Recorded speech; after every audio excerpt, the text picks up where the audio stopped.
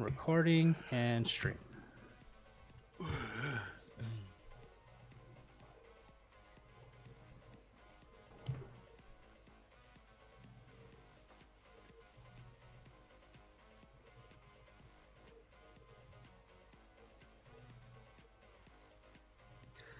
All right, what's up, everybody? It's been a while. I am here today with Jared and Bat. Bat, you haven't met yet. Bat, can you kind of tell us about yourself, kind of what you do, and kind of how you got interested in the cybersecurity kind of realm, and we can kind of go from there. Yeah, I do. I do IT, essentially as a contractor for IT. Okay. I got into all of this. It was a video on YouTube. Okay. A group of guys breaking into a power station. Yep. And I was like, oh, we know. that looks cool AF. Yeah, badass, bro. Yeah, so I started diving into web development, and then spiraled downhill down the rabbit hole into networking, network security, and now I'm spiraling even deeper into pen testing. That's kind of that was almost my exact traversal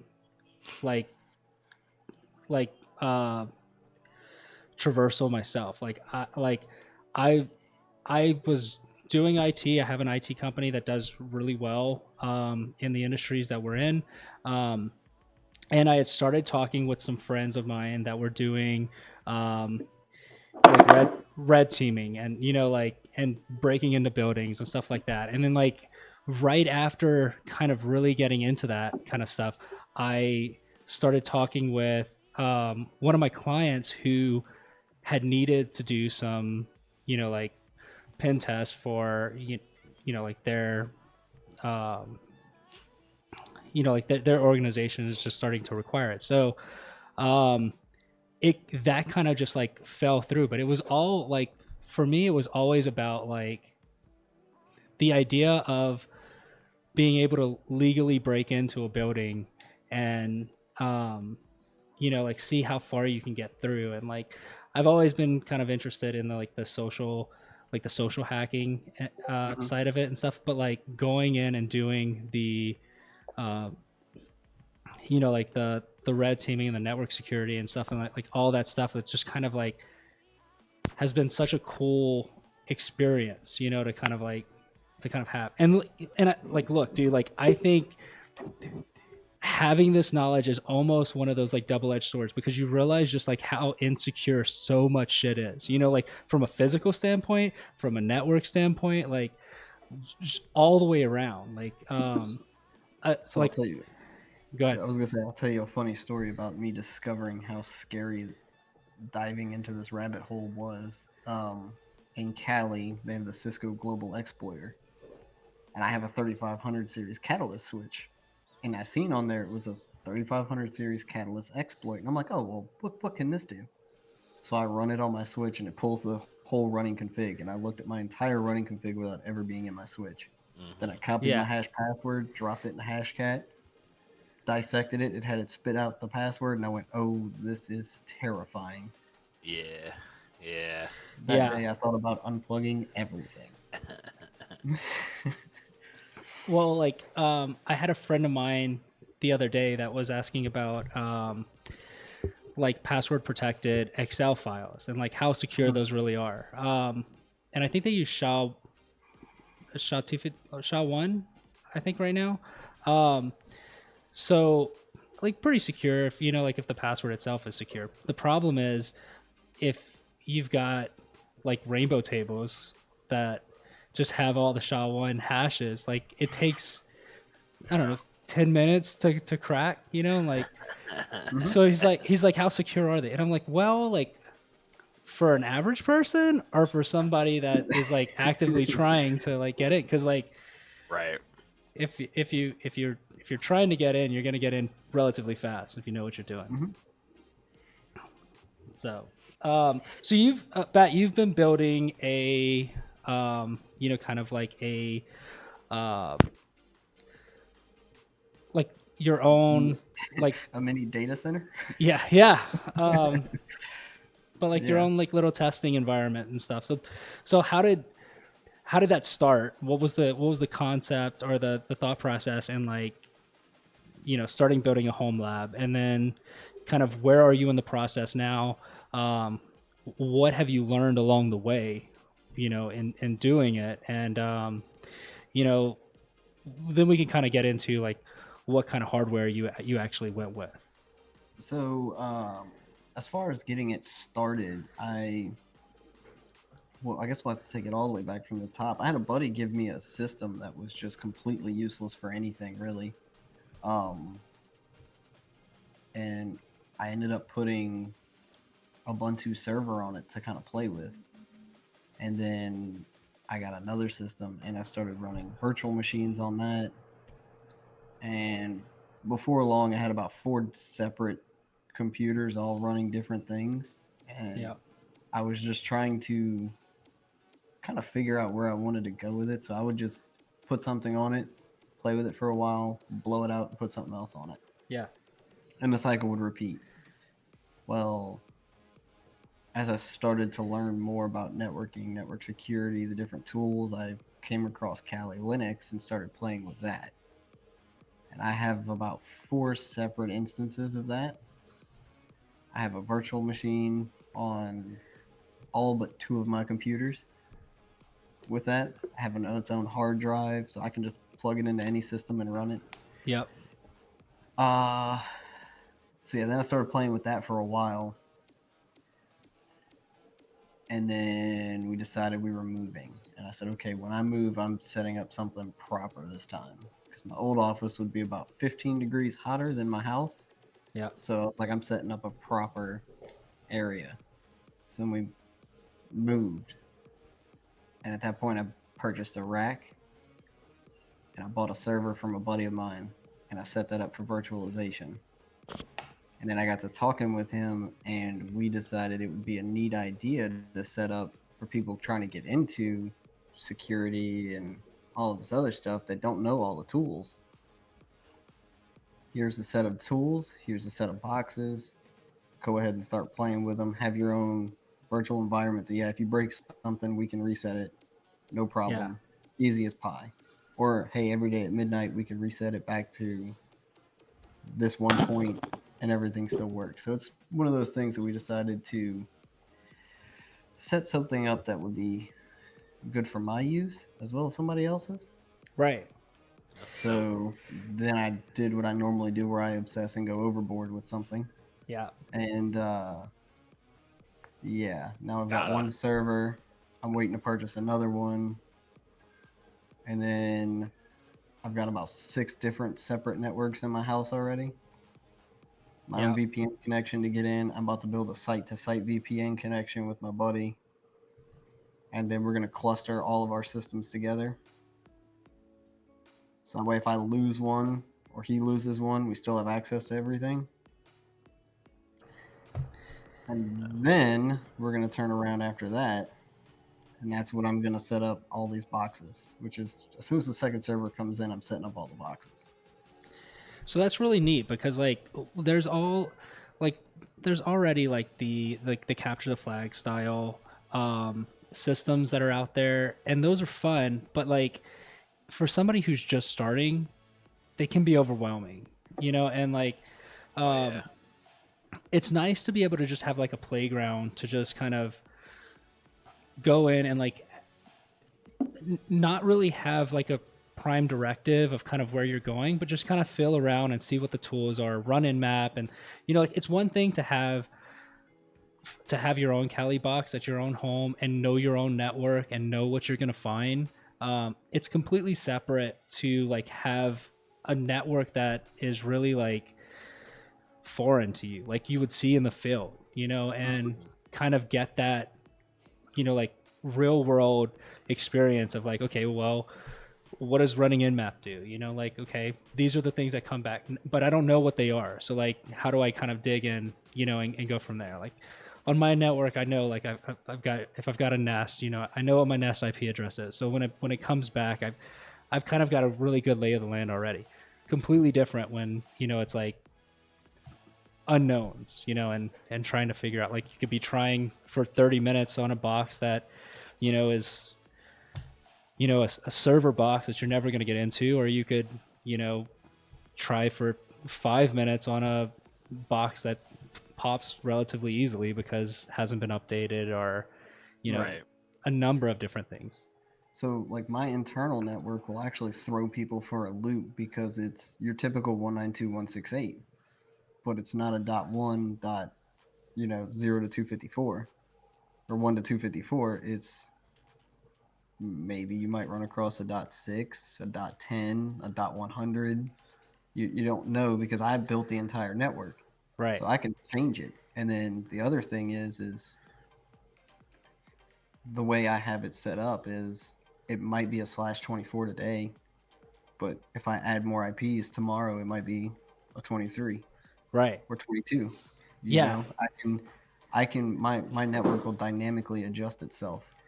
And that's really neat because, like, I don't know of a lot of like scenarios where you're going to really get that kind of, like, a lot of the hack the box stuff. It's a single box, you know, like you're Right. going after, you know, one Right. box. There's no network in there, and like you miss out on a lot of the you know, training and like really unique things that you can kind of learn.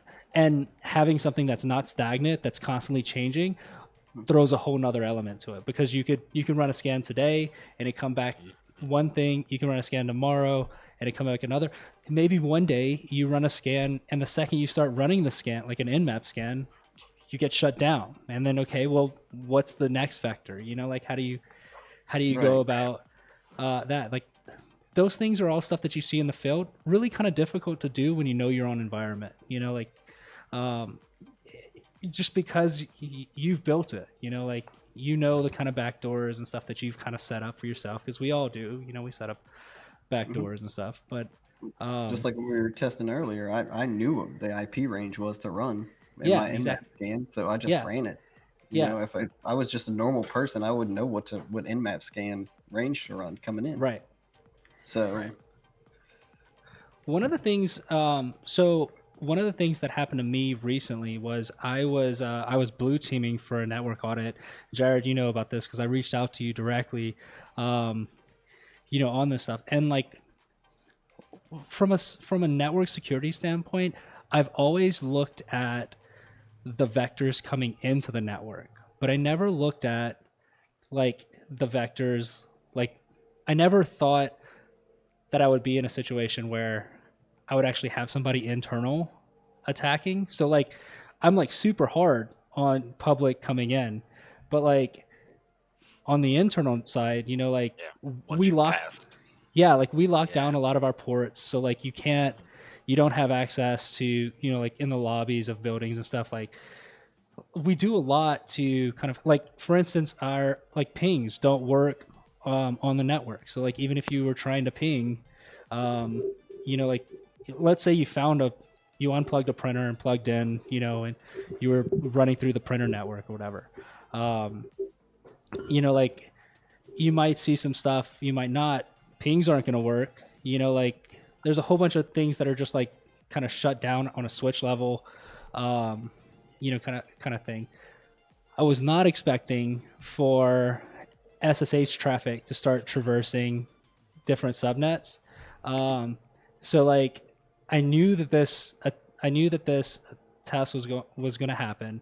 And we were kind of ready. We didn't know what time it was going to start or whatever, but like, progressively throughout the day, I was like going into the firewall and checking, you know, the network stuff. We've got, you know, like, a couple of different tools, you know, outside of the firewall itself to just check traffic and stuff like that.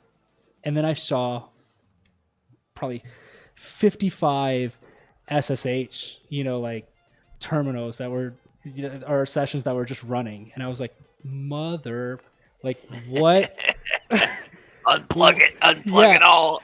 So then I'm like, okay, well, like, now I've got to, like, now I'm locking down everything. So like, I'm even locking down like traffic leaving the network. So like, I'm like, okay, well, like, what do we need? We need DNS, we need HTTP, we need HTTPS. Like, what are the other like protocols that you really have to have open, to like get traffic kind of going out. Cause I locked everything down. I was like, nothing is coming, nothing is leaving, like everything.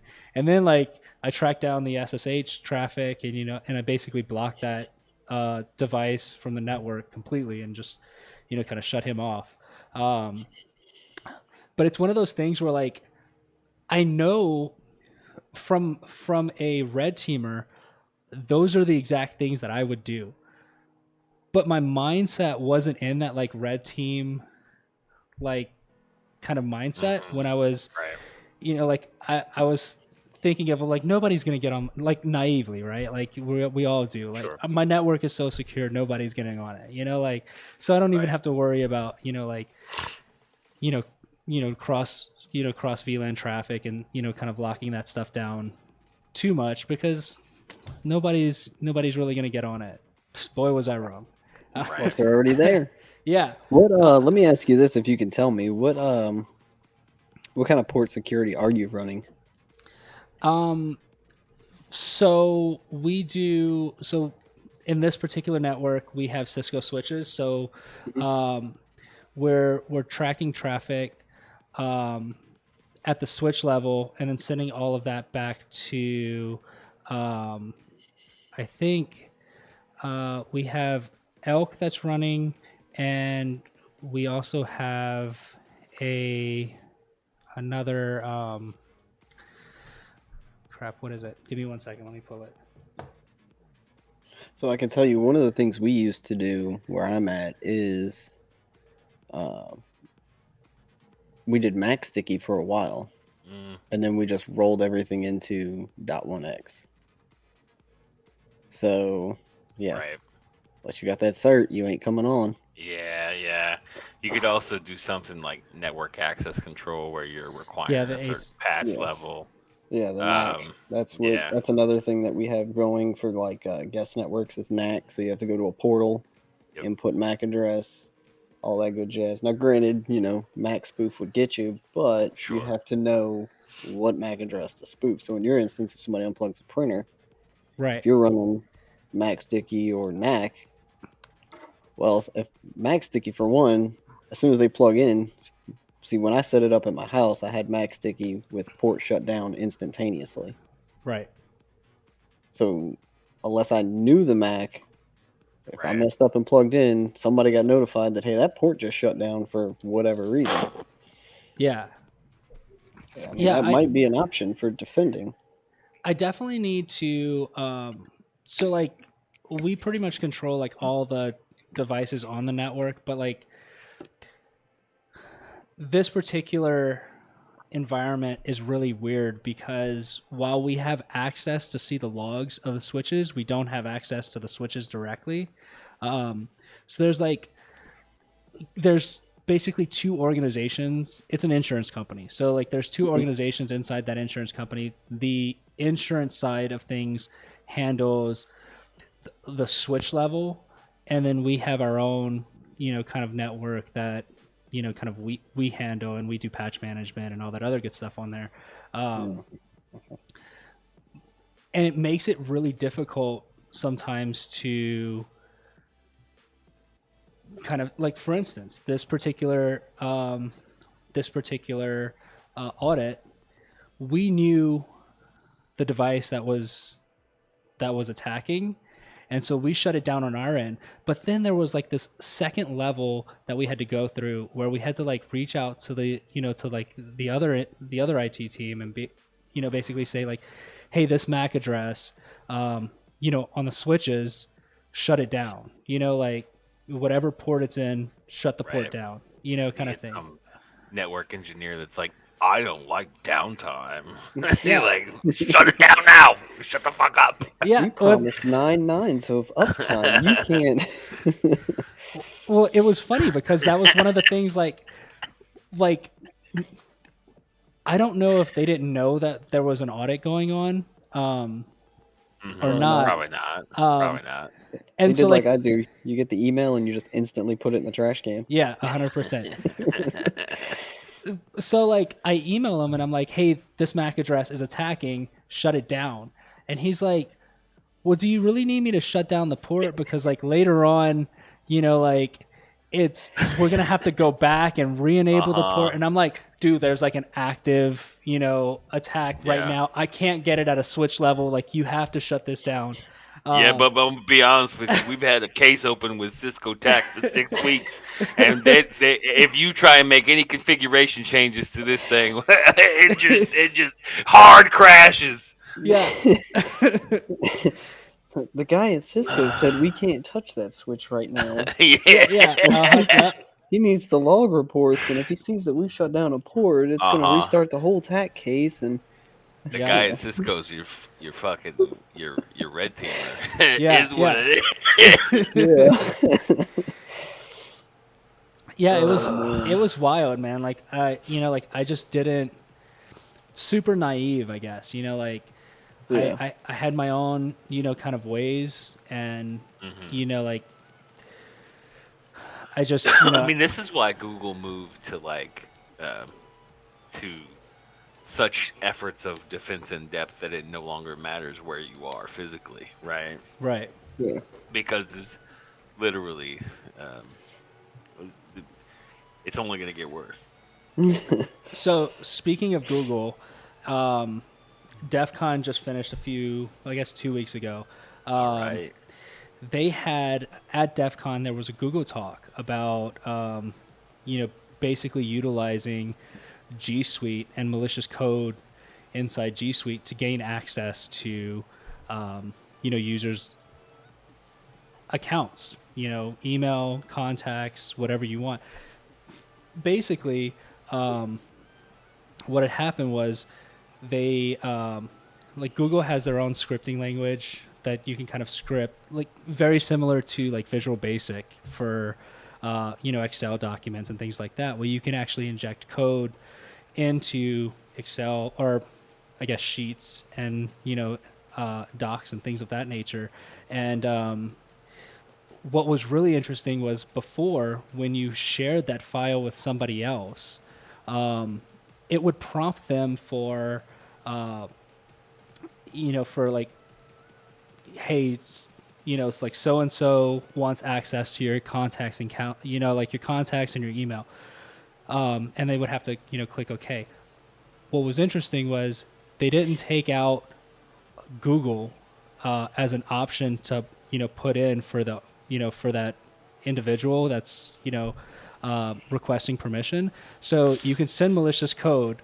Like I can send this like Excel or Sheets doc to some friends, say, hey, check this out. They open it, and I could have it say like Google is requesting access to your contacts and your mail, and like somebody in the cyber, like in cybersec would probably say this is kind of a little fishy. The majority of people though would say, well, I already thought Google had that access, but I mean, if they're asking for it again, sure, why not? And from that point forward, you've basically got persistent connection to whatever, tools that you were utilizing or you were requesting in your malicious code. So if it was contacts and email, you now have persistent connection to that user's contacts and email account. What was really crazy is if you change the password of the account, did not affect the persistence. So you would still have access. And Google patched this 2 ways. First, they basically don't allow you to use Google as your username, like as the name of the like developer for this malicious code. That was worked around relatively quickly so Google you can't type in Google using left to right character strings. So if you're typing like a traditional, like traditional keyboard or whatever, but if you went right to left, so you were typing from the right side to the left side instead, and you typed in Google would allow that to go through. So I think to this day, they still have the ability to make it look, for all intents and purposes, as Google is requesting access to your mail and, whatever. Really crazy. The other thing they did was they now have a very like large. It's almost similar to like if you've used Chrome and you've ever gone to a site that doesn't have a valid SSL, like that like Warning. yeah, that warning splash Mm-hmm. screen that you get, very similar to that same warning splash screen that you would get if there was malicious code in a doc that was sent to, or not even malicious code, just code in general.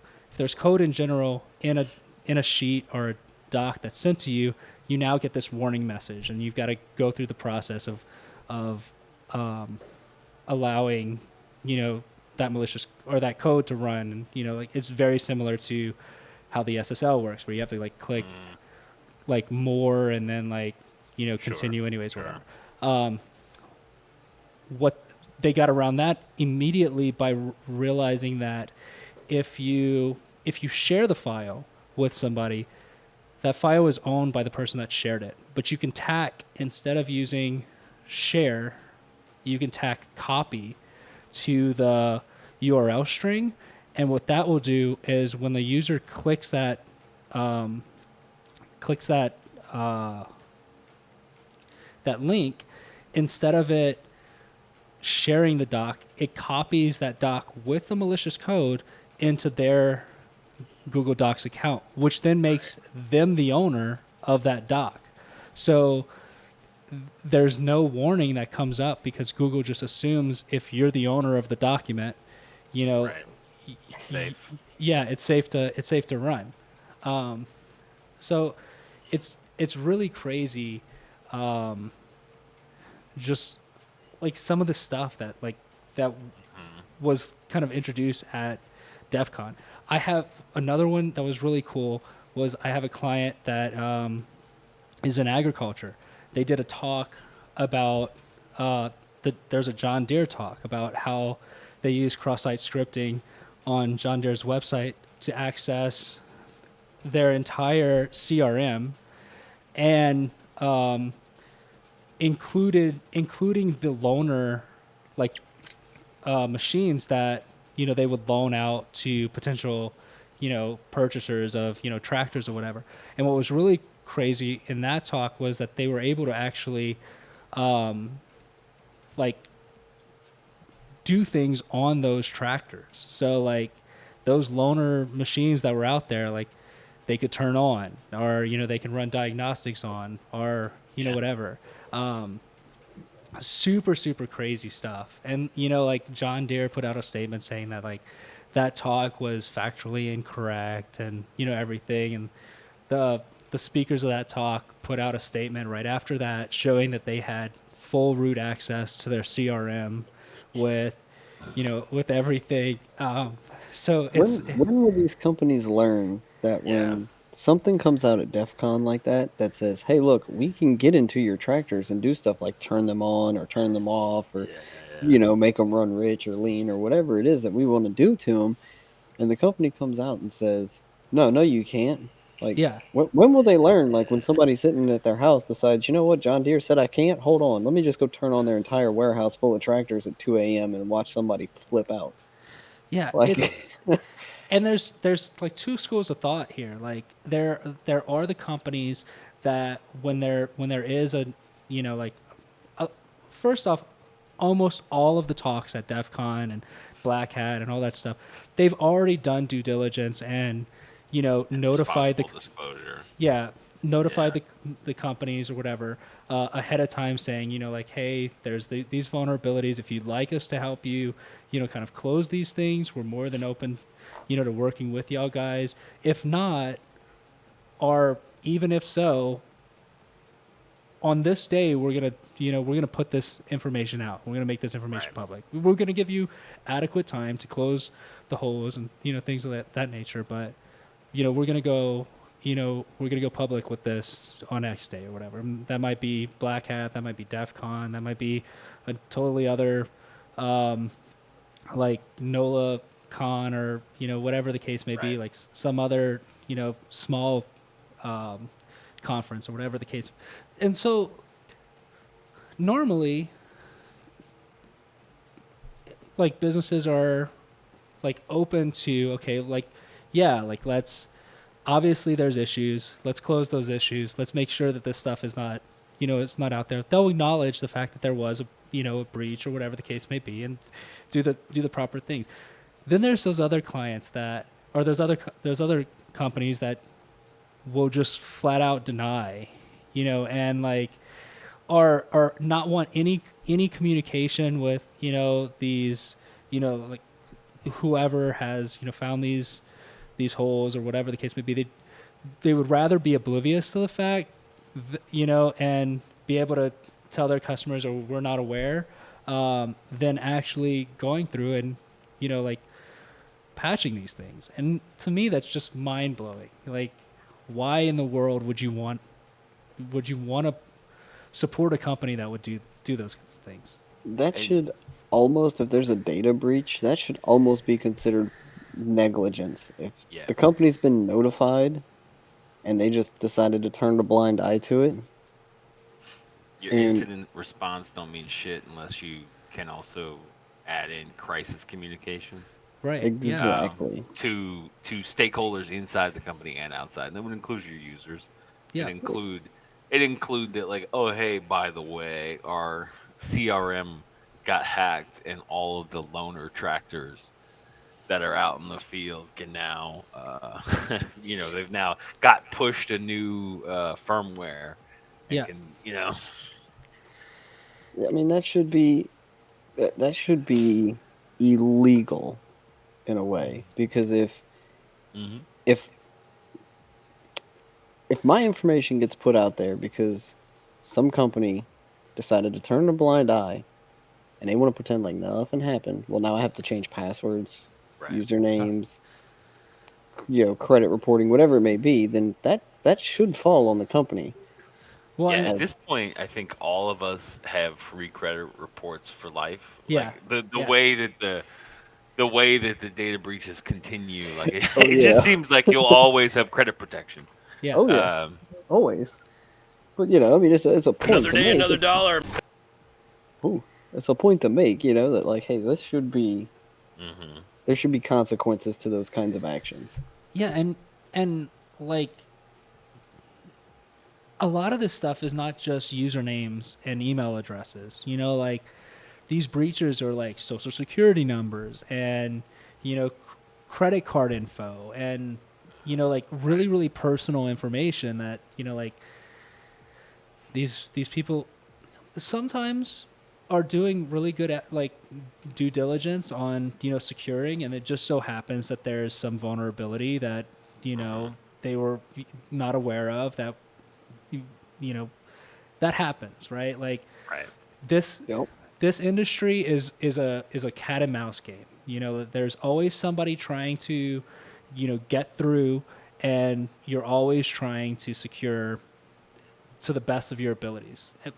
But just like everything, people are gonna get through, and you could do everything that you could possibly know how. You can check your CVEs on a daily, and and make sure that you're closing everything that comes out. But there's some 0 days that are just not public yet, that are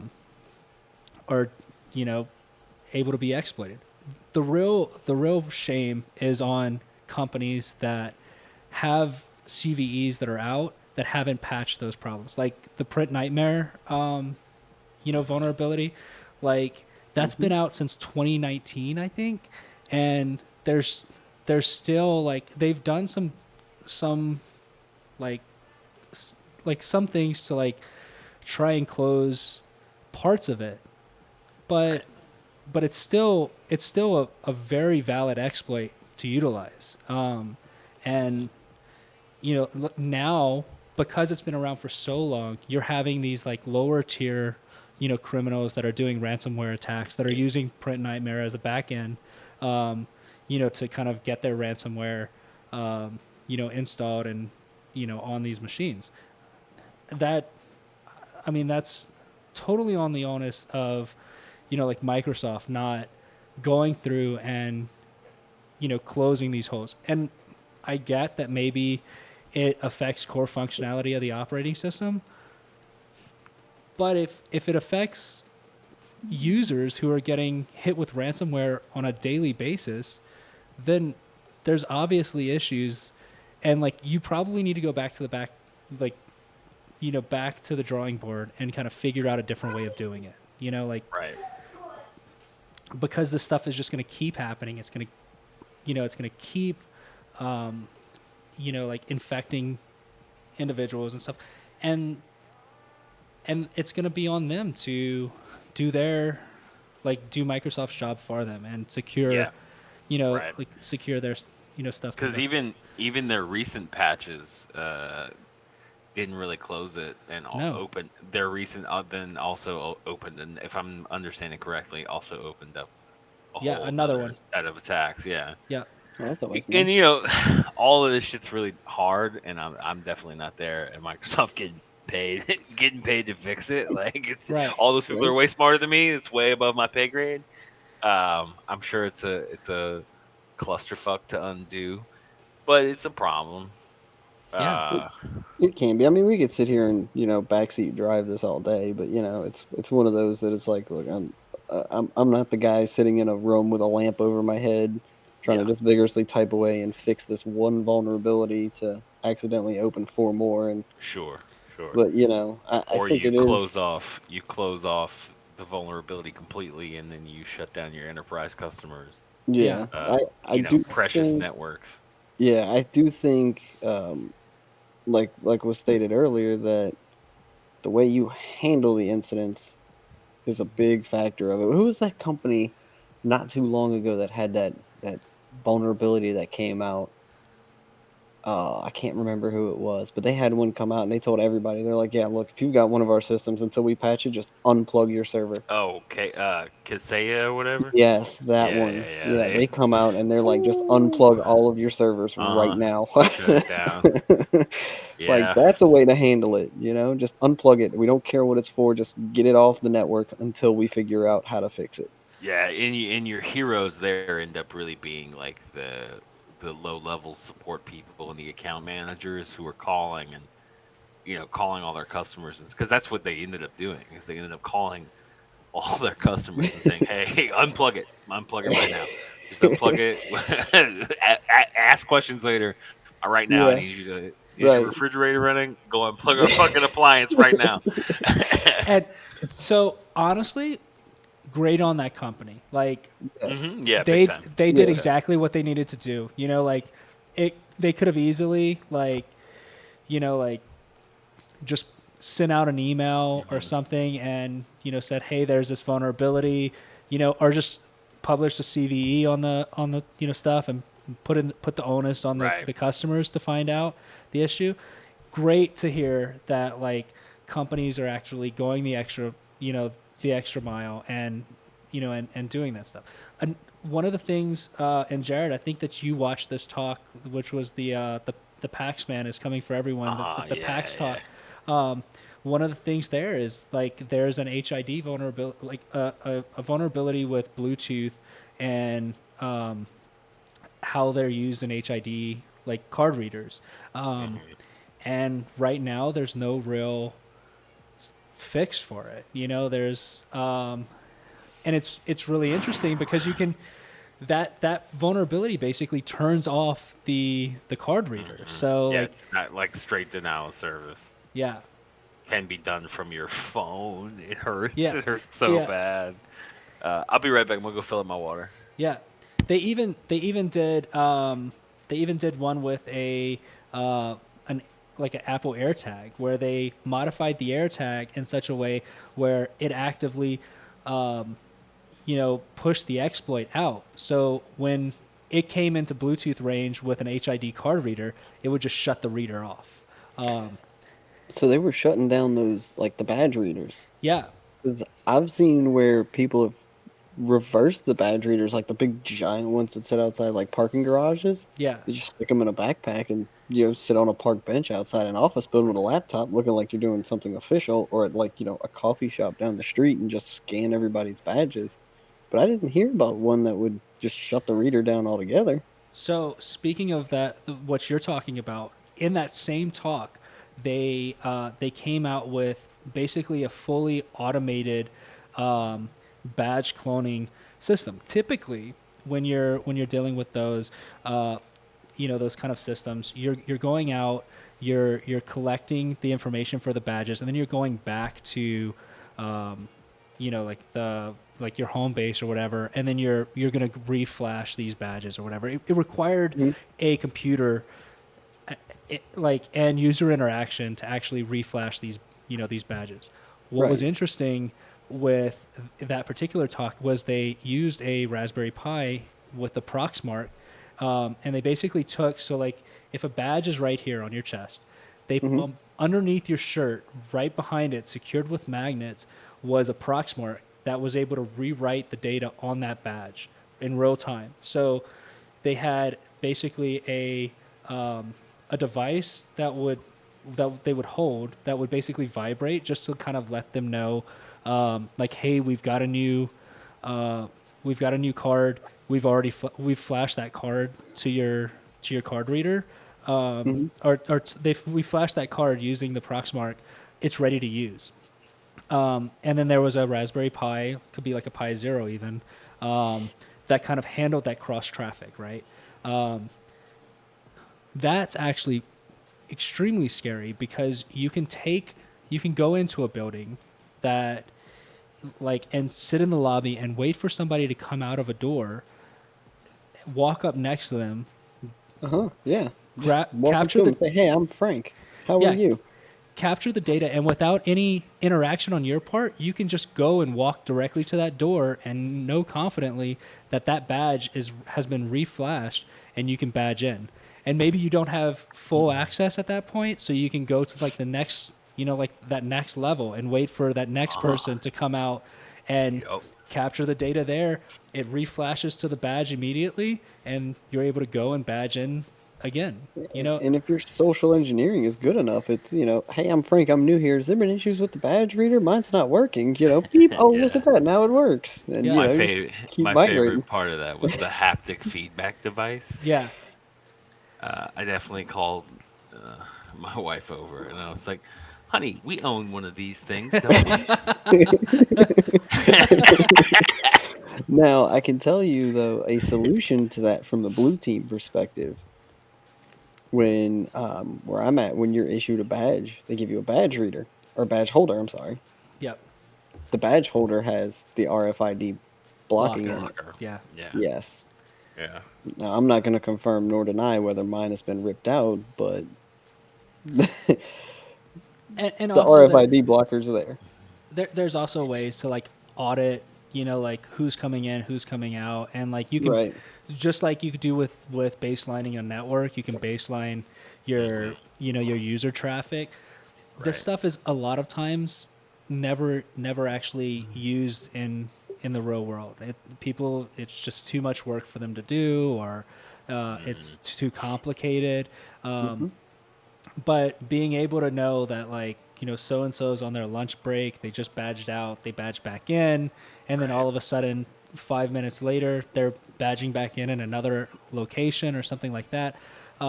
Those are like kind of red flags that that you can utilize to kind of see these things in action and kind of stop them. The downside is a lot of times, just like with physical security, it's not set up. It's there and available.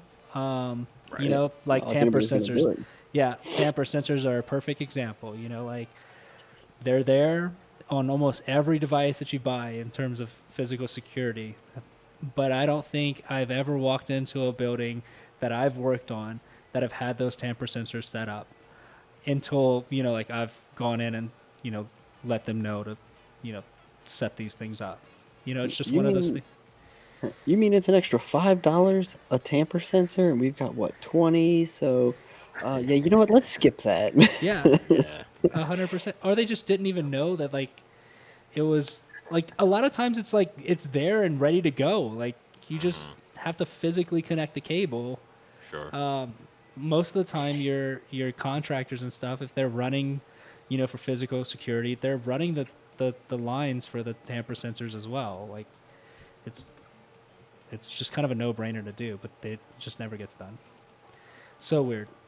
One of the guys in chat, the real Lax, said, we should stop telling these old ladies not to give money to the Microsoft support.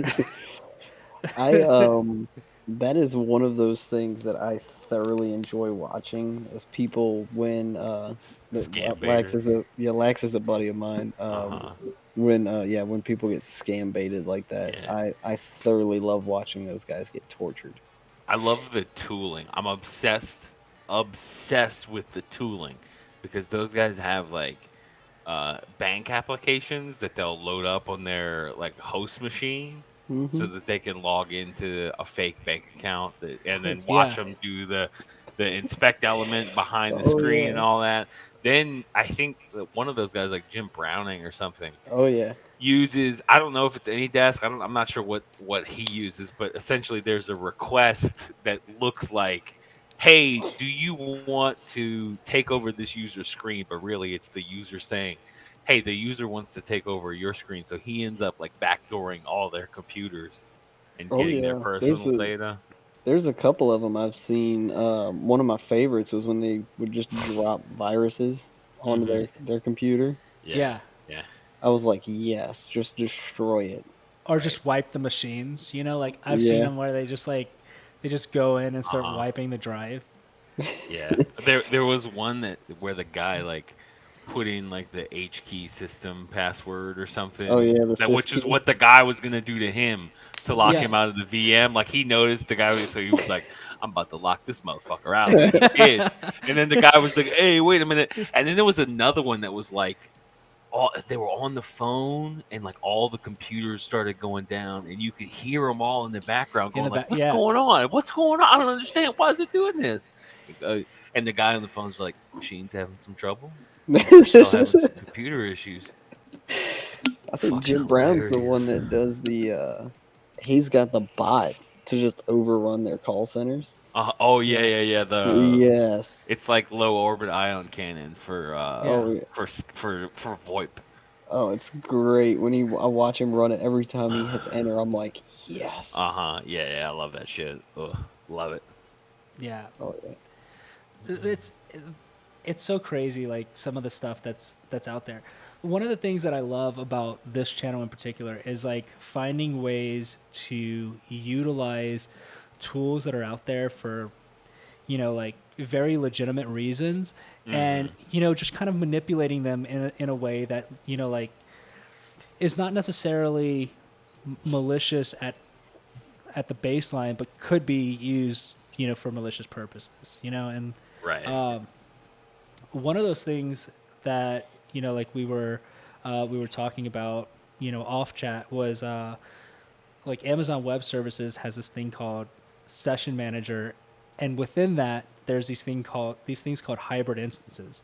And what a hybrid instance will allow you to do is basically take a physical device, like a Windows box or a Linux box, and be able to deploy that in a way that connects back into AWS. So like you can start scripting things or have automations kind of run on the back end from a pen tester's perspective. If you're going out in the field and you've got a deployment, this is incredibly useful because you can take a like a Raspberry Pi or something like that, install Kali on it with a session manager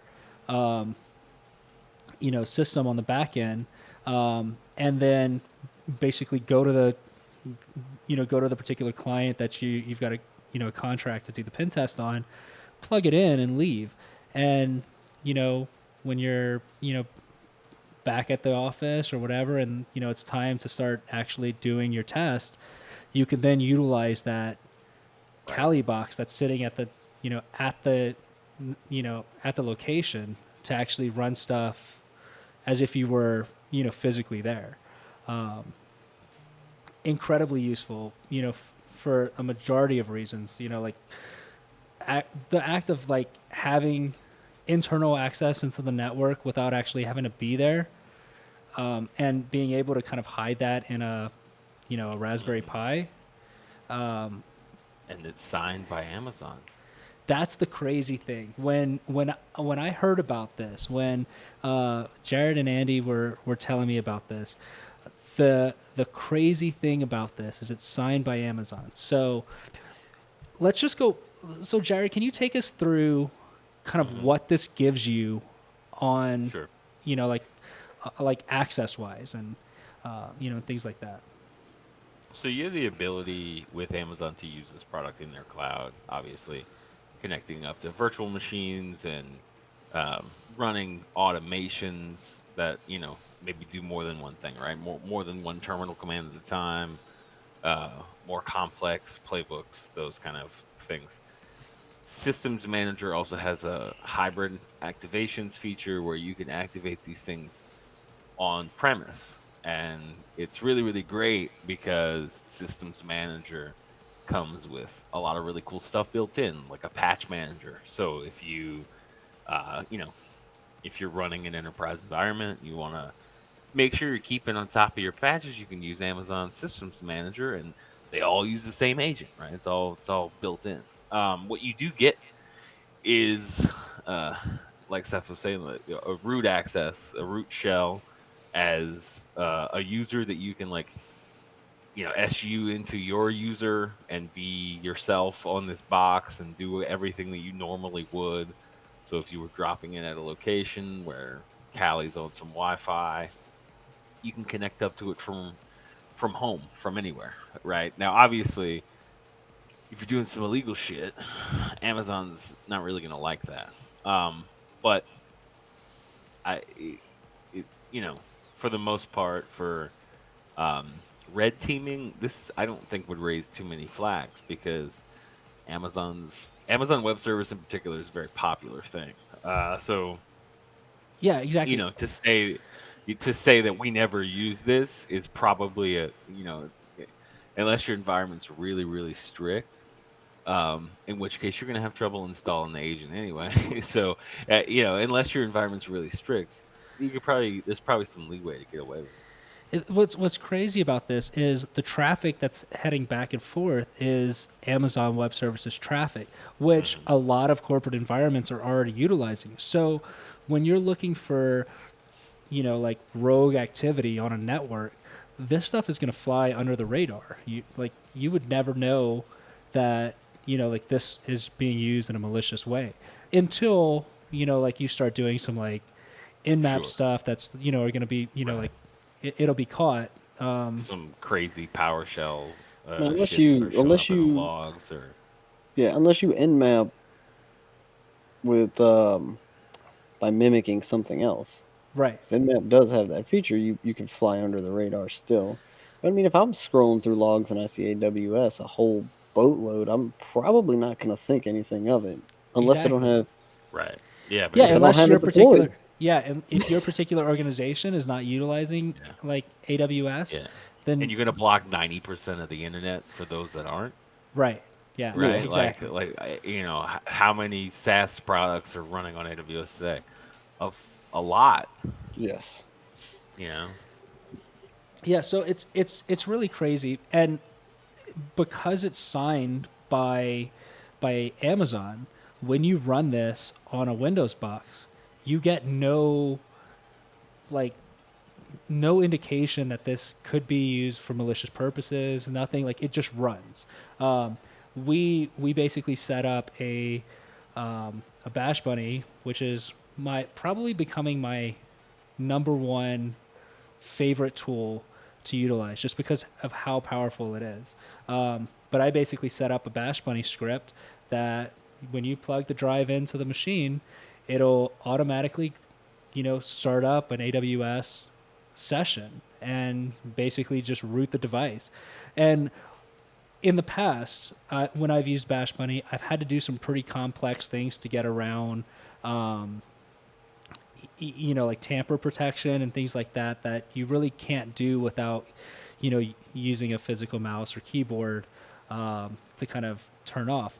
This has doesn't hit any kind of malicious code at all on the Windows side. So you can have antivirus turned on, you can have all of the tools in your wheelhouse, and it's going to bypass all of that stuff and give a user root access to this machine. And at that point, you can do whatever you want.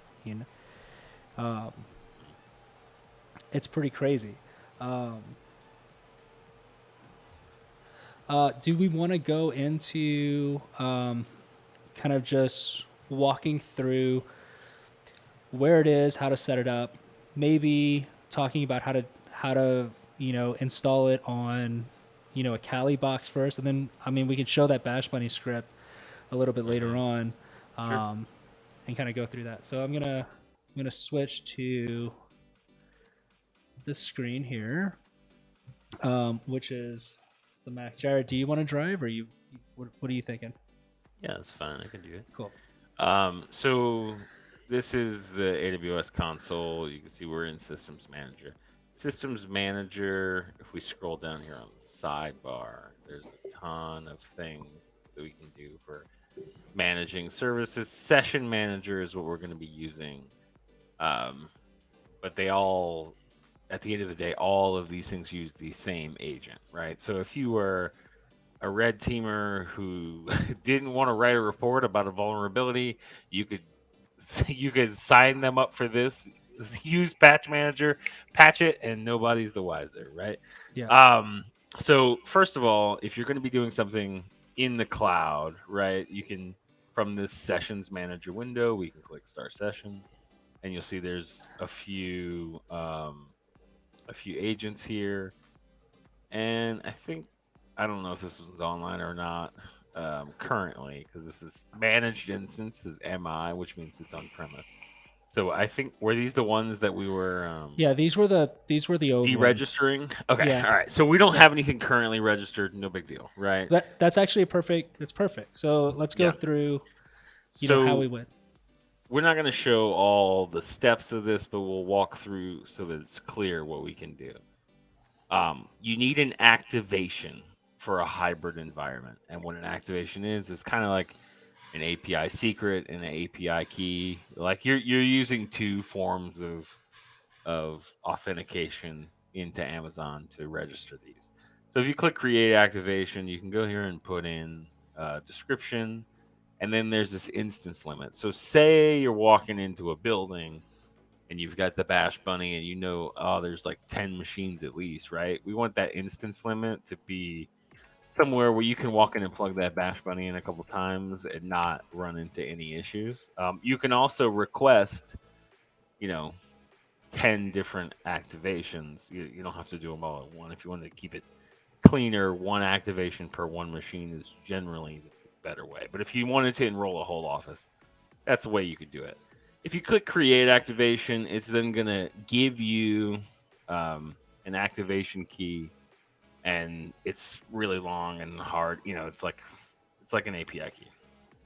Yeah, so does Amazon just like give you like kind of like a script to install this? Yeah, so Amazon's documentation, which I've linked in the Twitch chat if anyone does want to look, but Amazon's documentation has all of the systems you can install. That's going to be Linux, pretty much any flavor of Linux, Windows. If you're using this in the cloud, you can also use Mac OS, but currently Mac OS is not supported for the hybrid activations yet, so we'll have to wait for that to get updated. So if we go, I guess you want to pull up the Windows box? Yeah, let's try the Windows box real quick. Plug in the Bash Bunny. Yeah.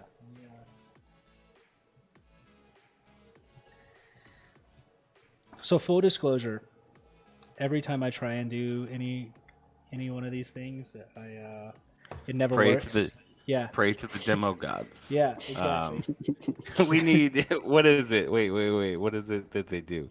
Like the prayer hands in the Twitch chat. Yeah. Hold on, I fucking close that shit. The bless. So actually, I think before we do this, let's just bounce back into. I'm gonna pull up a big screen, just so that way we can go through. I just want to kind of show off the the kind of the script. So this was running PowerShell. This is actually what's going to kick off, running this, like hybrid instance. These are those codes that we were saying before.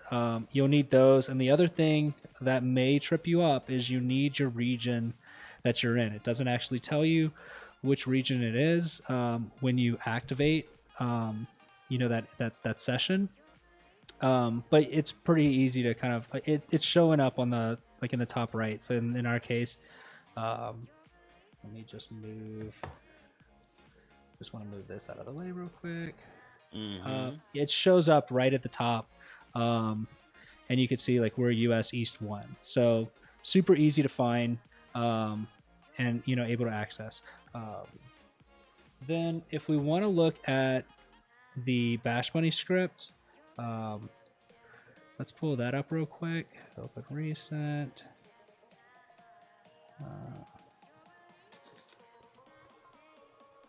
Maybe not open recent. Let me just pull it. So this is the Bash Bunny payload, right? Super simple payload. We basically utilize the payload that I built for Silent Trinity. We just took out a little bit of it, but basically what it's going to do is set up the device as an HID device, so hardware interface device and storage. Then it's going to run basically a PowerShell as admin. That when you run that command, it's going to give you a dialog box that pops up that says, "Hey, do you want to run this?" This Q, which stands for Quack, it's short for a Ducky script language. Basically, what this is going to do is it's going to send the Alt command or the Alt key and the Y key, which will bypass that dialog box. And then here, this is just a bunch of jargon that's basically looking to find the payload, which is this PowerShell script right here. This command runs that payload, and then it Q, which stands for Quack, enter, which it's the enter button, and then it just runs it. So let's now switch back to the Windows box, and let's try this out.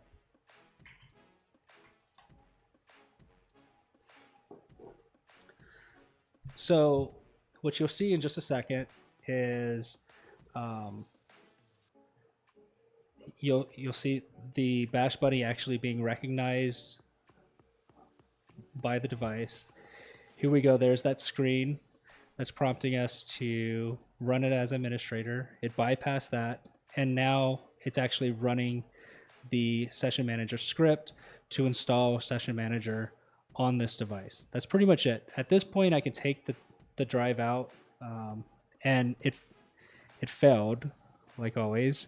There wasn't enough prayers in the chat. I only put 2. That's why. Yeah, it's okay. This is actually failing because we had already installed it on this machine and we haven't, unregistered it. Oh, we forgot to purge it after we did the test. Yeah. So, so this would run.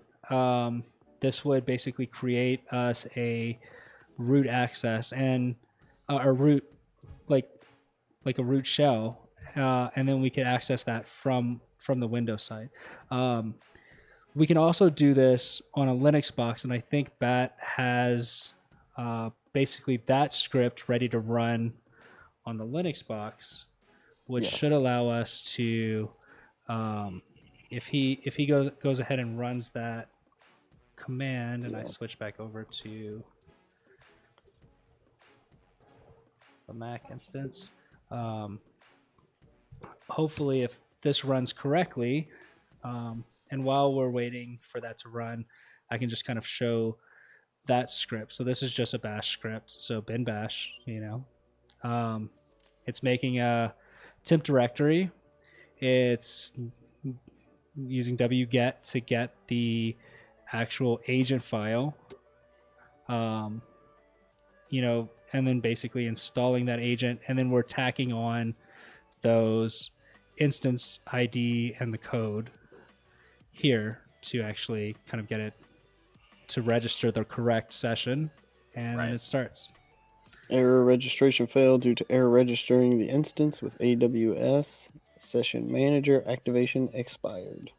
Oh, okay. That's an easy fix. So let's actually just create a new hybrid instance. We must have had an expiration date on that. Let's make a new one. I'm going to go ahead and just quickly edit this code. Let me see. I'm looking at it to see if there was a date, anything. And then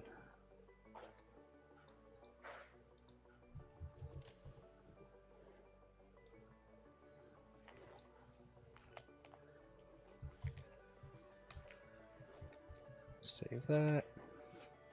And then let me just switch back to the chatting window. And Bad, I'm going to send you this file real quick.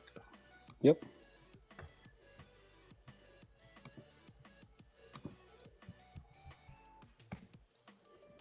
Oh, come on.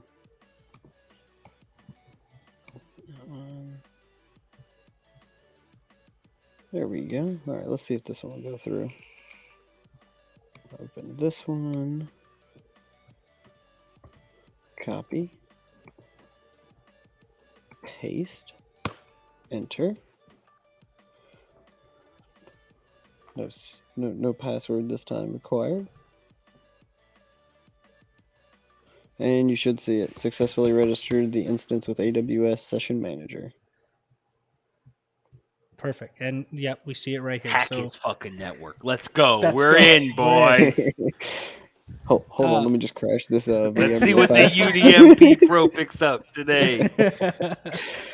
Actually, let's see if let me go pull the threat logs and see if it actually sees anything while we're playing.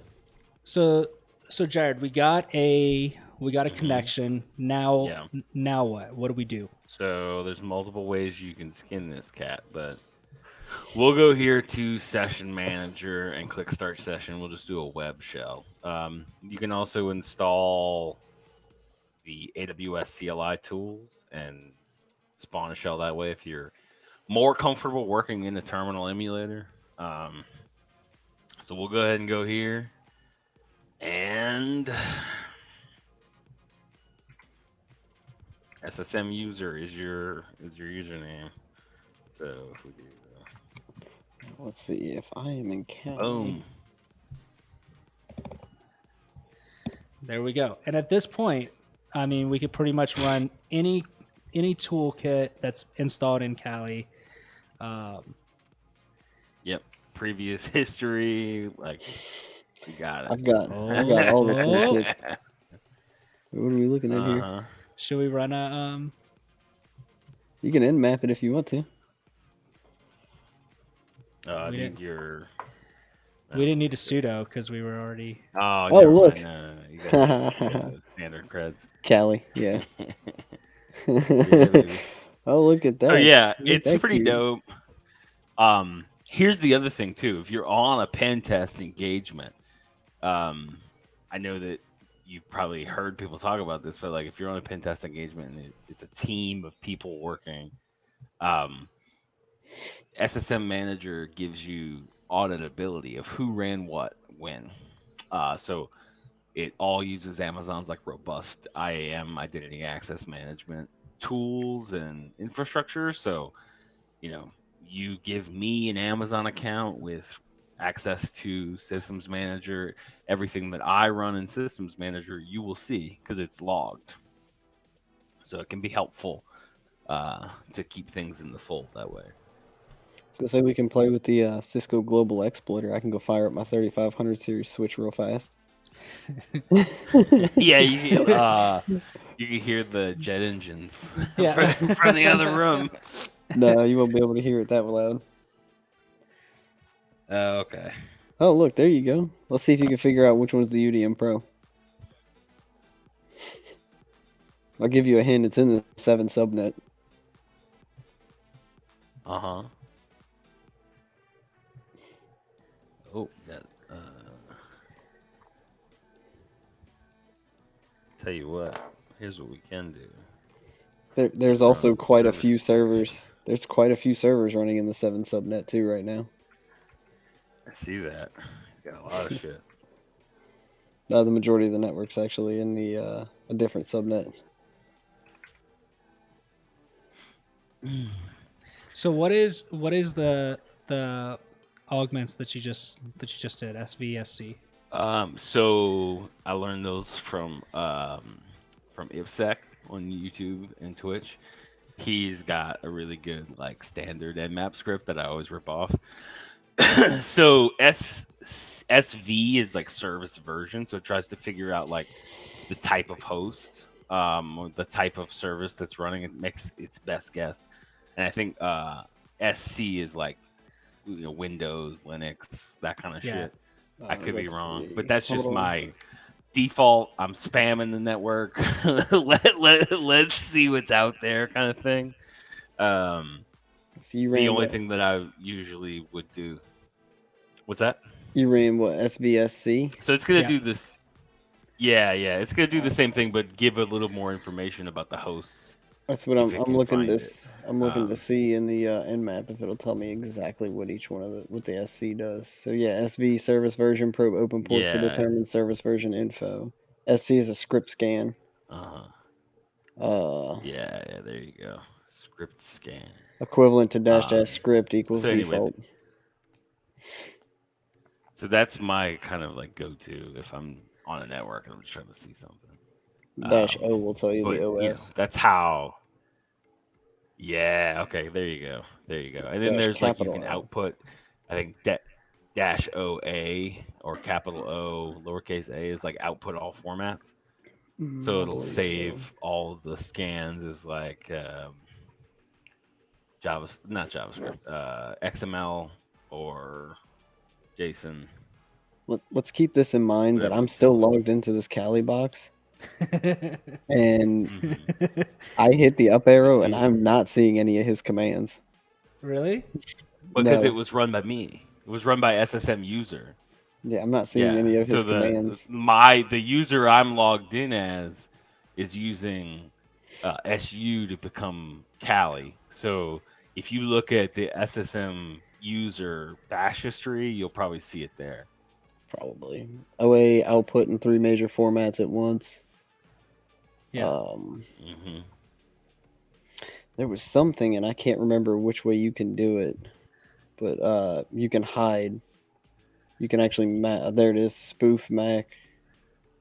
I'm trying to remember what it is, where you could spoof the IP address and completely hide it. So if I was running Wireshark looking, I wouldn't see it coming from this Kali system right now. Coming from something else.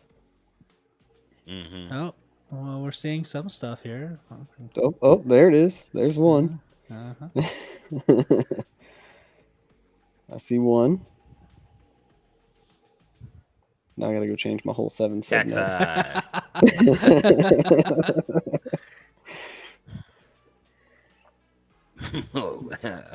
Is this your UPS? 122. Yeah. Yeah. Yeah, baby. We got your TrueNAS. There you go. Man. Are there any exploits for like APC devices? I guarantee. Gotta be, right? I've got zero experience with this, but I guarantee if you search APC, I can tell you the default creds. Let's see, APC security vulnerabilities. PowerShoot Business Edition could cause remote code execution during a shutdown event. Cross-site scripting. On the AP7932. on the web app, the web portal. In the Schneider Electric PowerShoot Business Edition before 8.5 allows remote attackers to inject. Yeah. Via unspecified vectors. The AP7932 switched rack power distribution unit Allows remote attackers to bypass authentication. Wait, what is he doing over there? I knew I should have put the Cali box on its own network. So another thing that's kind of dope, and we don't have an example of this setup, but we can talk about it a little bit, would be I can make you one. when you're going and dropping a box and like doing these scans, you're kind of gonna be doing the same enumeration over and over again. And so Systems Manager has this run command. So we can use this. They have documents, right? We can go in here, and if you wanted to like use some of these Amazon ones to update Windows or patch your Linux kernel or whatever, you can do that. But the other thing you can do is just say, hey, here's here's a playbook on GitHub. Here's what I want you to do, and I want you to run it on these hosts. So you could literally run all your scans, get your data back, sift through the data. You're not sitting here watching the terminal go by. Because also, like I said, everything's logged, so you can get the output of all those nmap formats and stuff, depending on, and you can do it basically a couple of ways. Instance tags is probably the best. So if, let's say the client is John Deere, right? So if the instance is tagged John Deere, it's going to run these scans. So if you're doing scans at a particular location or a particular group of Active Directory computers, you can specify what to kick off when, which is very, very handy. And you can see all this output can go into an S3 bucket, which you can then sift through and find what you want without having to sit here and wait for this whole thing to do. And then that's one of my favorite like network audit tools. Is not that particular one, but like my typical like playbook is to go in, compromise the machines as much as I can, and as many as I can, using something like my Bash Bunny with like the Silent Trinity, or another command, like another C2 tool, and then go back and basically during either peak hours or off peak hours start running a bunch of the same commands across the entire network. So like I could do I can use, if I've got 10 machines, what I would do is I would take 9 of those machines and I would run like nmap scans on and if there's only 10 machines in the environment, running nmap scans, like if somebody's actively looking, they're going to be like, okay, what's going on? We've got 9 of our 10 machines, and they're going to start lighting up like Christmas trees. Yeah, exactly. And so they're going to start looking at those devices. And then what I would do is start running some slightly less conspicuous commands on that 10th box that is actually where I'm doing the majority of my my testing. Basically cause as much noise as possible everywhere else, and then that one quiet machine is where you're actually doing the work. For sure, that's the way to do it. And it works. I can't tell you how many times it works. People look where the noise is. And no, big time. Always. Big time. There's your list of by the way, I dropped it in the chat, the list of just CVEs for APC. Yeah, I'm actually really, really curious about this because that's one of those things. HTTP service PowerShoot uses default username and password, which allows remote attackers to gain system access. Which, FYI, it's just APC. Yeah, of course. My favorite is the one that's a 10, and it is it's got a default factor of 10 man U factory power. which allows remote attackers to gain unauthorized access. Yeah. Ugh. Good stuff.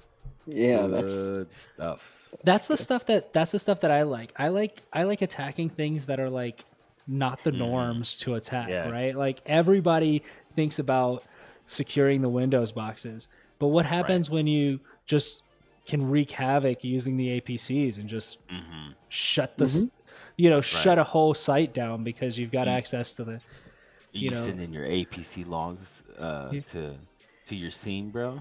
Yeah. As an you're FYI, sending those to if somebody could send something to APC, you can, from the web client, remote turn off outlets, outlet groups. You cannot turn them back on. Sure. Yeah. You have to physically go to the UPS and turn them back on. So That's what I'm if saying, you knew where the firewall was plugged in, sure, you could just kill the whole outlet group. You could cause you could cause so much havoc. Oh yeah, like that's a DOS right there. Or what about going after the PAX system that is plugged into a battery backup so that it doesn't fail like when the power goes out, and you just turn off the outlet group for the PAX system, and all of a sudden all the doors open. Right. Yeah, happens when the badge reader quits working. Yeah, that was one of the things. What was so interesting about that talk was they did actual engagements where they utilized it, and the understanding like how people reacted to all these devices all of a sudden going offline, are like making them all beep, or whatever, and like they were saying that like some of the stuff like they would see that they just never thought that would happen was like people were interpreting those like those beeps as like a fire alarm going off, and and like how like that's a really good strategy if you can do that, because if you can get everybody out of the building and you can walk in without having the badge readers and turn the badge readers back on after you've scanned everybody that's walked outside, and then just come back in and have the run of the place because nobody else is in the building. I mean, and you're not triggering like the fire department. You're not there's really no triggers because it's not a real fire alarm. It's just this perceived fire alarm. The interesting thing about oh, go ahead. No, you're fine. Go ahead. The interesting thing about UPS is the APC ones in particular. I don't know about any of the other ones, the other brands, which I think there's only like 2. If you take an APC UPS and put it into battery test mode to recalibrate the runtime, it drains the battery down to for 20 minutes, but it beeps like it has no power. Yeah. So you could have somebody freaking out thinking that, oh my God, my UPS just lost power. And really, it's just you've set it to do a calibration and it's not triggering an alert for loss of power that it's on battery. It's not triggering any alarms, any logs, nothing except for runtime calibration. It's so wild. Like, and that's the fun thing about like doing what we're doing is like finding all these weird ways to like wreak havoc on an environment that you can do that to, like you normally don't have battery backups as outside of the scope and an engagement, like so it just allows you to kind of like utilize some of these, like what happens if you turn off half the machines in the building during like peak work time, right where is your text going to those places, like and trying to start troubleshooting what's going on, why are these machines keep restarting or shutting down on us, like and all the while you can have the run of the place from another. As a network tech, I can tell you that if I get an alarm that switch 23 has stopped responding. The first place I'm going is switch 23's location. Yeah. And I'm going to go look at why did it stop responding? Why did I lose power? I'm going in the building, which means I've gotten up and walked away from where I'm sitting, which is in front of all the IDS, IPS, firewall, sitting in front of looking at all my logs and my alarm statuses and everything else. I'm going to go out there and I'm going to go see. Now I might log in and look to see, okay, is the UPS lost power? No, the UPS hasn't lost power because I don't have an alarm for the UPS being out of power. So I'm going to go over there, physically see what happened to the switch. I'm not going to get an alarm that outlet group 1 was turned off remotely. Yeah, I mean, like, again, like, you can, there's so much unique use cases for stuff like that. And I guarantee you 99% of the APCs out in the field haven't been patched. You know, like, what does your patch protocol for your battery backups look like? You know, you know, like, yeah. Who even has that? You know, luck. Good luck logging into the APC site and navigating to the firmware you need to download for the version that you have in your data center. Absolutely. You have to know exactly what NIC you have. You have to know the model number for the NIC, which version is MAC address, what kind of batteries are in it, what the temperature of the batteries are, you know, just the weird stuff. But you have to know also which versions are stable, because we upgraded a bunch of them, and when we upgraded them, we started getting COM failures. So we started having SNMP failures. That's another interesting thing with SNMP. When you were scrolling through and you found Cacti polls through SNMP. So if you got into the Cacti system, one of the interesting things I learned from the Cacti interface, you could see what the SNMP creds are from the interface. Right. You can also see that every system that's being pulled by Cacti is being pulled through SNMP, which means now you can get access to all kinds of fun stuff from every system that's talking to Cacti and wreak all kinds of havoc. You walk the whole organization. Yeah. And you could wreak all sorts of havoc. Maybe there's even some like write traps where you could like write something back. Oh yeah. Would be no good. Yeah. See, and that's when we were talking earlier about one of the cool. When we were talking earlier about the lab, that's one of the things I plan to set up in the lab is stuff like that. Is a Cacti machine running SNMP. Yeah. No, my APC will not be involved in there. I might put an APC NIC there. Yeah. You should look at Vagrant for some of your lab stuff, because they make it really easy to like automate the provisioning of a box. So nice. You could have boxes spin up with like weak SNMP creds, or spin up and install like OWASP Goat in like a Docker container or something. Yeah. And just automate that process via command line. One of the cool talks that I caught for the latest DEF CON, speaking of causing havoc, one of the talks was about like in the movies, like fucking snipping the alarm system and like rewiring it, and like, you know, this guy had some really great tools on like how to cause some havoc, where you could basically short the fire alarm wires without alerting the fire department, but the building would, the alarm would go off, but it's not gonna fucking call, like, you know, security is gonna think something's wrong, but the fire department won't necessarily know. And so you could have some time, like, all that shit is fascinating to me. Was that the same talk that was talking about like utilizing, like, there was like a certain type of resistor that worked as a capacitor? Like, yeah.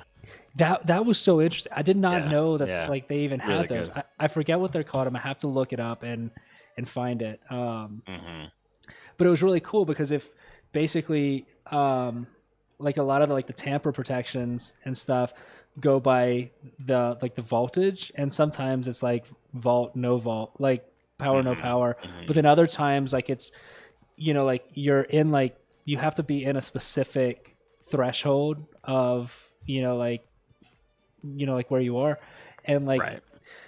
you can do that with resistors and stuff, and if you know what they what they need to be. But like this other tool that he had was just like there's just like $4 or $5, like I forget what it was, something like, but it was so weird because like it worked as a capacitor if you turn it the opposite way. Right. So that was a really neat talk. Like, and I don't know how practical you would be able to like on a practical scale, like where you'd be able to utilize that, because like you are potentially like splicing wires and stuff like that, and a lot of times that's just outside of scope. Right. Big time. Yeah, but Also, can you imagine saying to like the building manager, "Yeah, I just went in and was like clipping some wire." Like, they'd be like, "Excuse me, what the fuck?" Fire code would be all over you in a heartbeat. Yeah. Is there any other like cool talks? Like I watched the HTTP2 one, which a lot of it was over my head. Like, I'm gonna be real, but it's good to learn that the thing that I thought was more secure is not necessarily as secure as I thought it was. So it's eye opening and fun. Did you watch the DNS as a service one? No. So they utilized, God, I don't know who it was, like Amazon's DNS as a service, and they were able to basically set up as a,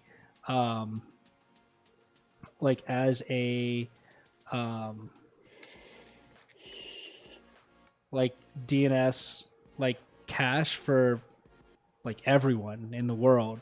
And oh shit, they were able to find like specific like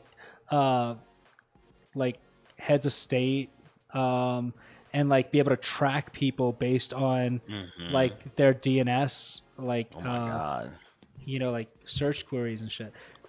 Crazy. I don't like that. That seems like a lot of responsibility. Yeah. Another one that I really liked that was really, really cool was this one guy who was building drones, and he wrote a so there's this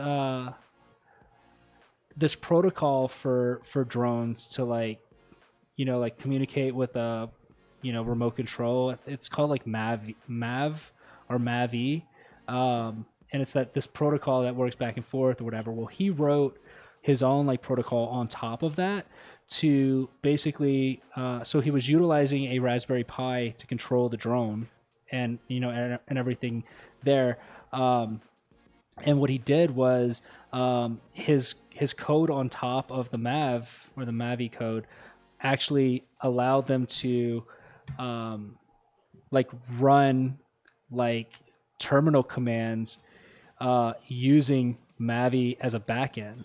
So, so like where typically when you see stuff like this, you normally see a drone that has a Wi-Fi pineapple connected to it, but that also adds weight. That like there's just all this other stuff that comes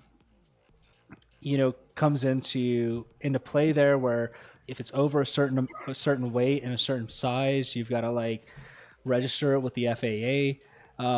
Right.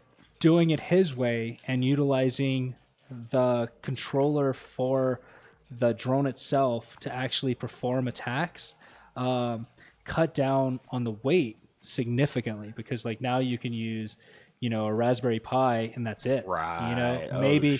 Maybe tack an antenna on there if you need, but like and it's communicating on this like Mavi backbone that uses like RF or something, so like you're not utilizing the Wi-Fi on the device. You can utilize that for connecting to networks or whatever the case may be when you've got the drone in a place that it needs to be. That one was really, really neat. I haven't found, like, I don't know if that one's like up on the like the DEF CON YouTube channel or not. Um, It's too dangerous to be kept alive. yeah, yeah. Um, I didn't see it. I went through a couple of them. I haven't seen that one yet. yeah, it was. I think the talk was called, like building drones with Mav SH or something like that. Hopefully, Yeah. hopefully it goes online. And he said he was like in the talk. He said he was gonna put a GitHub, with everything there for for people to kind of take and manipulate or work on their own. Um, and I've been looking for it and I haven't found the GitHub yet. So I don't know if he hasn't put it up yet or what, but I'm really looking. Some 3-letter agency called him. I was like, nah, Yeah. papa. Yeah, you Put that can't. in a box. Yeah, You bury can't. that in your backyard. Not today. Not today. Not today, Satan. If the FAA comes out in the next 3 months and says every drone has to be registered, now we all know why. Well, that Yeah. was that was part of the talk. It was like the new FAA regulations say, I think like how the FAA regulations are like as of 2022, almost all drones must be registered with the FAA. And he basically was like, okay, well, what does almost mean? Like that obviously means there's some that are not in there. And it's like, basically the way it is if it's under a certain weight and you're using your prototyping, then you don't have to register with the FAA. So Prototyping. So there's like loopholes. yeah, There's like people who are constantly making prototypes out here. Yeah, really small loopholes. Yeah. They're not big, but like they're there, and like he basically used and exploited that to build this whole toolkit, which is incredible. Yeah, bro. Because when you as an organization, when you occupy the top 5 floors of a like a high rise, your Wi-Fi security typically pretty lax because Right. like they're not expecting like some random person that skydives onto the roof of the building to start. Sure, it's not in their threat model. I mean, I think Yeah. that's a fair assumption. Your window that washer is many not of in us threat. would probably make. Yeah, exactly. Yeah. But you can buy a $100 worth of drone parts and build a drone to just Right. fly it and land it right on top of that building, and there you go. And nobody would know because like you're not registered with the FAA, you don't have any transponder or receiver or anything like that. Like there's nothing tying back to you. Even if they were to find the drone on the roof, like your hands are clean. Like you don't have to put that little sticker that's like that identifier that Right. ties back to you. Like it's just a weird drone. And so what if they find it? It's $100 to $150 worth of parts. Like Yeah. Just fly the drone around the building. Yeah. Just keep doing laps around the building.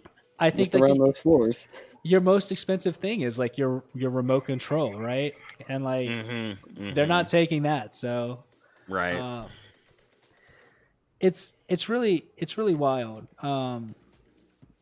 And I'm really interested to see like basically they said that DEF CON Discord is staying up all year long. So like I'm sure there's gonna be stuff that happens that are like some 0 days and stuff that are mentioned on those those DEF CON talks. One of the things that got me really interested was like the car hack like village or whatever.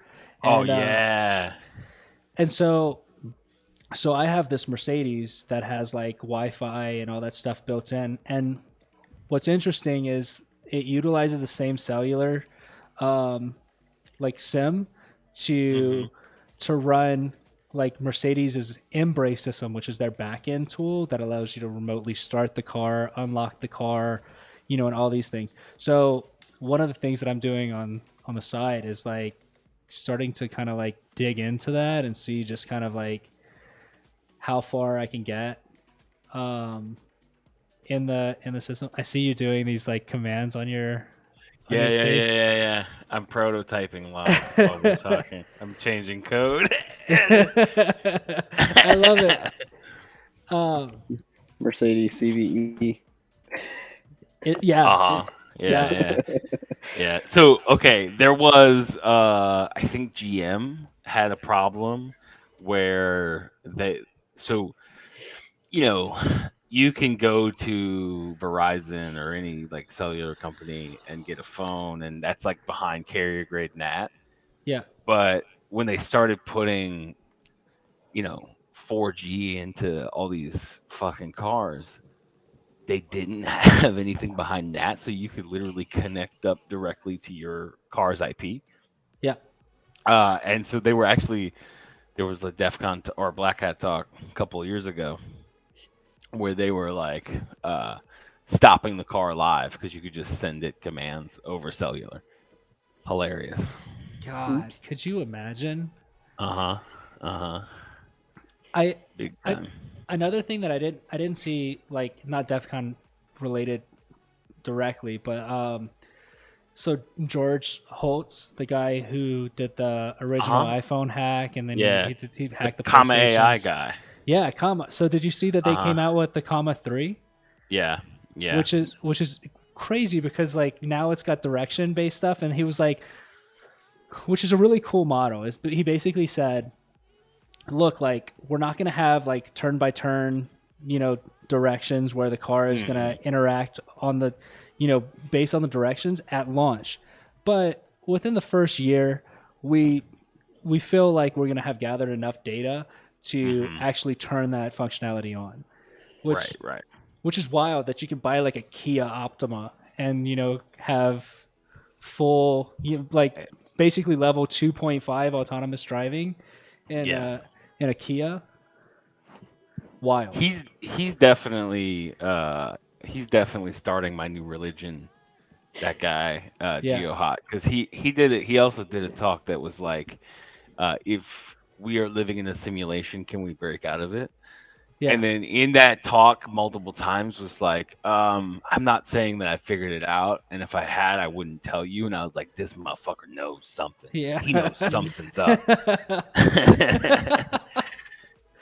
That fucker.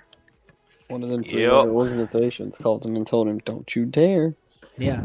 You're damn right. You're damn right.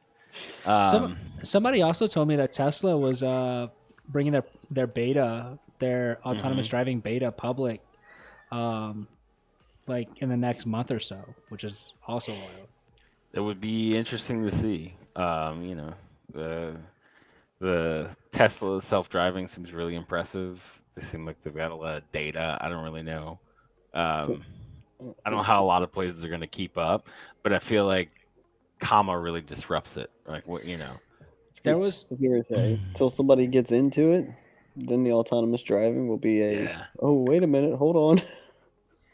Well, that's the scary part. Like, so one of the things I was at a talk for a certain state agency that was talking about autonomous driving and how it's affecting policing, because with autonomous driving, it's harder and harder to pull over certain individuals that they deem, worth pulling over for, because the car follows the rules of the road inherently, right? So it was like, how do you, how are they going to adjust their policing habits?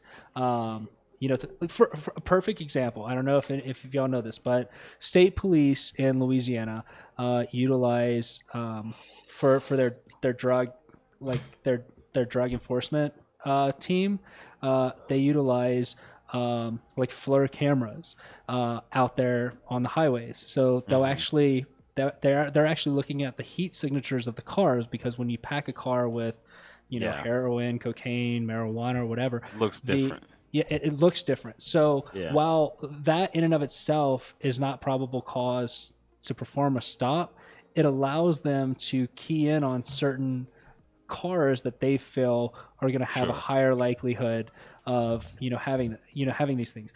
But what happens when you have autonomous driving to the point where the car is not making a mistake to give you probable cause to pull these cars over? What do you do then? Loophole closed. Move on. Find something better.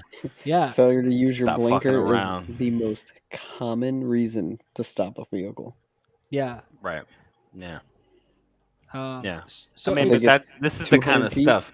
Automation's putting us all out of jobs, including law enforcement. So let's be aware, everybody. Well, did you hear that Elon is supposed to be coming out with some like AI iRobot type thing? Yeah, I saw that. Wait till somebody gets into that thing. Oh, speaking of the automation thing, reminded me. Did you see the EI car? I didn't. Talk? I didn't. It's on my list because it looks fucking awesome. So check this out. So there's this thing called, I think it's called iCar. It may just be car and the I is like silent or whatever. But it's a string that antiviruses utilize to test their antivirus to make sure it's effective. And this dude basically took that iCar string and converted it into a QR code.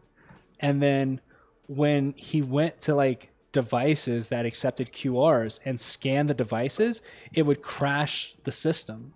And even more so if you had a device that was connected like through AWS or a system like that was using that as a backend, and it scanned the iCar and sent that string to AWS.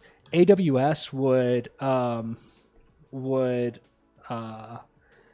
basically isolate that device because it assumes that it has a virus on it, so it can take down an entire systems. Right.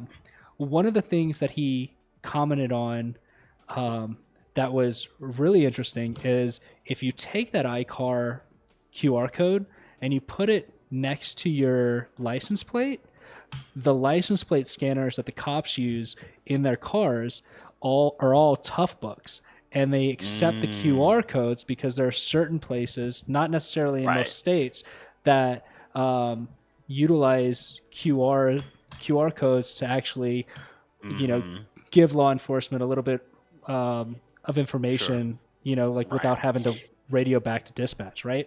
So what it'll do is it'll scan that QR code and then crash the officer's tough book in his car that he was using to, scan your license plate. So, and what was crazy is like he was talking about the legality of that, and he was I mean, like, preference it by not, he's not a lawyer, he's not legal advice or whatever, but basically you're not giving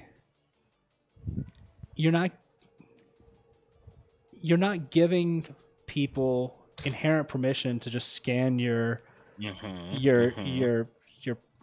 whatever codes that you may have on your car. It's not illegal to have a bumper sticker, sir. Exactly. Yeah. So what happens when you've got these guys that are all running Windows tough books that check that iCar and basically say, now you've got a virus on this machine, so we're gonna shut down network traffic and everything else because we're assuming that you've got viruses. What's it? Little Bobby drop tables. Yeah. It's like there. I think there was also a guy who wrote like the SQL injection of like it was a custom license plate of SQL injection drop like tables. Yeah. To see if it would escape. That kind of shit is dope as hell.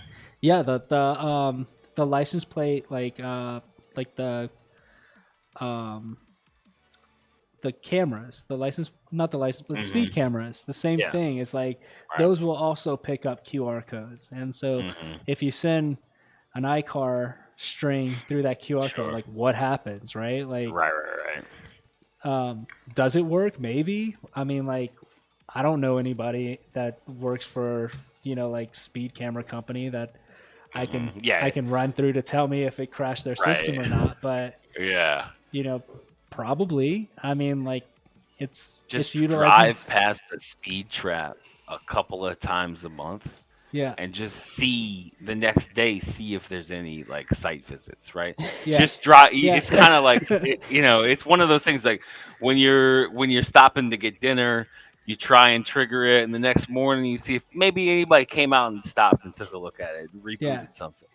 There was Um, there was a guy that would he would have the iCar QR codes like printed out as stickers, and when he would go into like garages, like parking garages, mhm, and they gave you the ticket, he would just slap the iCar sticker mhm, on the thing, and when you mhm. feed it back into the system shits itself because it doesn't know what to do, Right. and it just basically shuts down, and Sure. eventually it would result in you basically getting out for free because they can't charge you. And imagine too, like how many QR codes are getting scanned by cash registers every day now. Well, Um, that was one of the things that I tested, and I have a client that I'm not going to mention the point of sale system that they're using, but when I scanned the iCar QR code into their point of sale system, which is a web-based point of sale system, it shut down the entire region because they weren't expecting, to get those iCar strings. you pulled some engineer off of vacation 100%, yeah. just so you could play around. You were just having fun one day, and Hey, they I had to mean, call somebody. Some engineer was sitting at home going, uh, "Man, this is great. I'm at I the don't have birth to of my go in." child. I'm finally at the getting a birth day of my off. Yeah. child. Yeah. Finally, after months of crunch, I'm able to drink a beer, and you call me and tell me that if you scan a QR code that's naughty, it crashes an entire region. Somebody said, "Hey, look, so you're on call this week," and the guy Hmm. goes, "Oh, great." And they go, "Look, we never get phone calls. It's Yeah, perfectly you don't have fine. to Yeah. 2 look. a.m." All we do is like it's basically this is a hot dog selling app. Yeah. People walk up to counters and they want a hot dog, and you could sell them a hot dog with this thing. There's no pressure. That's the Yeah. interview was like, bro. We sell Coke and donuts. That's it. It's fine. It's no big deal. You don't have to know what Yeah, you're doing. And then all of a yeah, sudden, he went over there playing, and that engineer yeah, got called in, and yeah. he Well, goes, look, I saw it as a potential vulnerability for my client. Sure. I just needed to check and make sure, that they weren't susceptible to it. And guess what? They were. So, Yeah, I mean, yeah. poor guy. I do feel kind of bad. I guarantee you they pulled somebody from somebody Oh because no, no, no! Some a couple people had a bad day where they're like, yeah, "Wait a minute, what?" yeah, And then like they were like drinking beers later, like fucking DEF CON. Oh, yeah. oh, Every fucking year. oh.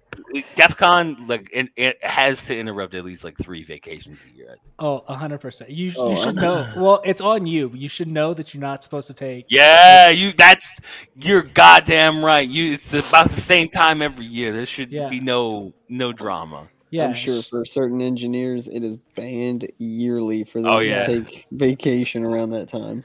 I used to work at the Apple retail stores, and they would have like dark times, and it was just Thanksgiving, Christmas. It was like all the good holidays. They were like, Yeah. no, no, no, sorry, that's a dark time for us. We really need you here to be a part of the family yeah. and sell iPhones. And now it's a dark time for you. Yes, yeah, absolutely, absolutely.